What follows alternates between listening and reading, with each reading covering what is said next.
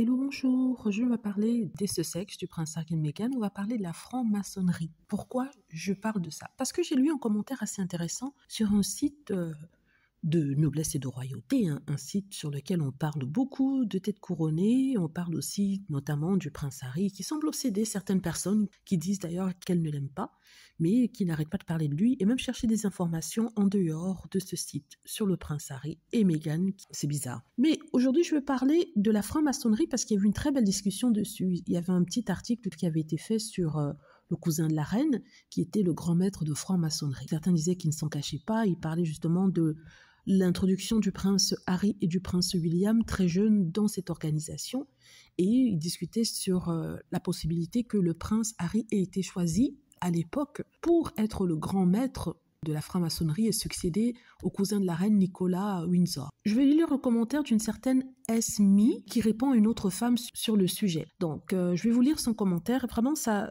mérite réflexion. Ça m'a vraiment fait réfléchir par rapport à la façon dont le prince Harry et Meghan sont persécutés, et ce sur tous les continents. Sur tous les continents, dans la plupart des pays, je me suis toujours demandé pourquoi une telle haine, pourquoi une telle persécution, et maintenant peut-être ce commentaire explique le pourquoi du comment. Donc, Esme commence en disant ceci: il faut arrêter de jouer les naïfs et d'aller dans des affirmations pour des sujets que vous ne maîtrisez pas. En fait, elle répond une dame. À ce stade, personne ne pourrait affirmer quoi que ce soit. Il se passe dans ce cercle des choses qu'on évite très souvent d'officialiser, tant il pourrait choquer le public et tant cette loge reste toujours mal perçue. Ils sont des détails de la vie des Windsor qui restent peu connus et bien dissimulés. Mais pour ceux qui fréquentent beaucoup ce royaume et qui ont des relations vieilles bibliothèques, il est bien su que depuis plus d'un siècle, la famille royale s'est ouvertement liée à l'existence de la franc-maçonnerie, car cette dernière est considérée comme l'un des piliers du régime avec la reine, l'Église et le Parlement. Vous constaterez que beaucoup de membres de cette loge occupent des postes de premier plan,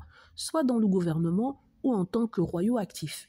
Et certains vont sortir les yeux, mais il ne faut pas limiter le malaise et la rébellion à juste son mariage, ici il parle du prince Harry, et se demander pourquoi, au lieu de l'oublier, puisqu'il est parti, il y a toujours tant de fixation sur le prince Harry par l'establishment de la firme et les médias à leur botte. Parce que le bruit court depuis plus d'une dizaine d'années, j'ai bientôt 35 ans, mais j'ai cette information depuis plus de 20 ans, de Rivin à Londres, que pour succéder au duc de Kent, le choix était porté sur le futur duc de Sussex.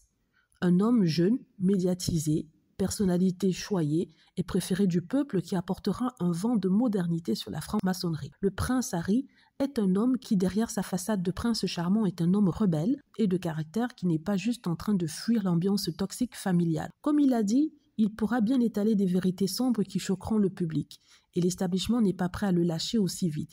Ils feront tout pour rendre la vie du duc de Sussex et sa famille difficile jusqu'à ce qu'il plie. En fait, ici, Esme vous explique que avant de rencontrer Meghan, il avait été décidé que le prince Harry serait le grand maître de l'ordre de la franc-maçonnerie, je ne sais pas si ça se dit comme ça, et que son frère serait roi. N'est-ce pas? Il aurait pris la relève du duc de Kent. Et le fait qu'il ait épousé Meghan est venu complètement changer les plans de celle-ci. Enfin de la loge. Et ça les énerve parce qu'ils souhaitaient que ce soit le prince Harry. Et peut-être qu'il est trop tard de le remplacer, ça je ne sais pas. Je me dis que ça répond à certaines questions que je me faisais par rapport au prince Harry, parce que je me suis toujours demandé pourquoi est-ce qu'il y a une telle obsession de tous les appareils, que ce soit l'État, les médias et même les personnes lambda, cette obsession du prince Harry. C'est vrai qu'il est le fils de Diana, mais ça n'explique pas cette obsession et cette hargne que les gens ont contre lui, cette volonté de le détruire, cette volonté de le faire absolument rentrer en Angleterre. Et peut-être ce commentaire m'éclaire, personnellement, je pense, par rapport à ça. Parce que oui, il a épousé Meghan, oui, il a dit ses vérités sur la famille royale. Le prince Charles avait fait la même chose, il avait même encore été plus cruel que le soi-disant ce que le prince Harry a fait ou dit sur sa famille. Le prince Charles a dit des choses horribles sur la reine d'Angleterre et son père, mais les gens n'en ont pas fait toute une histoire. Mais c'est quand le prince Harry, qui on dit ne compte pas, est le deuxième fils et quelqu'un qui ne sera jamais roi, part que les choses commencent à être un peu violentes. Vous voyez ce que je veux dire? Donc j'ai trouvé ça assez intéressant, qui pourrait expliquer le fait qu'il y a une telle pression pour que Harry et Meghan non seulement cassent, divorcent, se séparent, mais que Harry revienne bercaille familiale. Ils auraient pu laisser Harry tranquille, vivre sa vie et ne pas le persécuter. Il serait tranquille dans sa maison, il n'aurait pas répondu aux accusations et aux mensonges. Mais au lieu de ça, ils ont mis la pression, ils mettent toujours la pression et ils le vilipendent et le démonisent dans tout les médias afin qu'il n'ait pas une rentrée financière pour qu'il puisse, lui, tout seul, rentrer en Angleterre. Donc, c'est un commentaire assez intéressant qui mérite réflexion. Je voulais partager ça avec vous pour voir ce que vous en pensiez. En fait, je ne savais pas vraiment que la franc-maçonnerie était proche de la famille royale. Déjà, de toute façon, je ne suis pas intéressée par ce genre d'organisation. Ne m'attaquez pas. Enfin, ça ne m'intéresse pas d'aller faire des recherches dessus, mais bon, je suis quand même étonnée que le prince Philippe, on nous dit, faisait partie de cette organisation, le père de la reine d'Angleterre en faisait partie, et voilà, qu'on dit c'est un pilier du royaume anglais. C'est une grande surprise de ma part. On dit qu'ils ont initié le prince Harry, le prince William. Est-ce que c'est vrai, est-ce que c'est pas vrai? Je ne sais pas.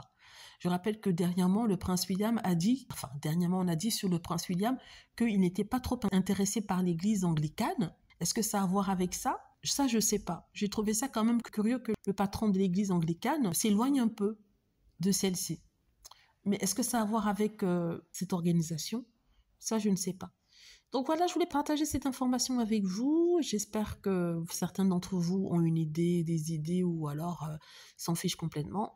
Moi, sincèrement, ça m'a fait réfléchir, mais après ça, donc demain, je vais sûrement oublier. Vous voyez, c'est ce que je voulais dire ici. Dites-moi ce que vous en pensez. J'espère que vous aimez la vidéo. N'hésitez pas à cliquer sur like si c'est le cas, à vous abonner pour plus de vidéos et à cliquer sur la petite cloche afin de avertir lorsque je poste une nouvelle vidéo. Merci.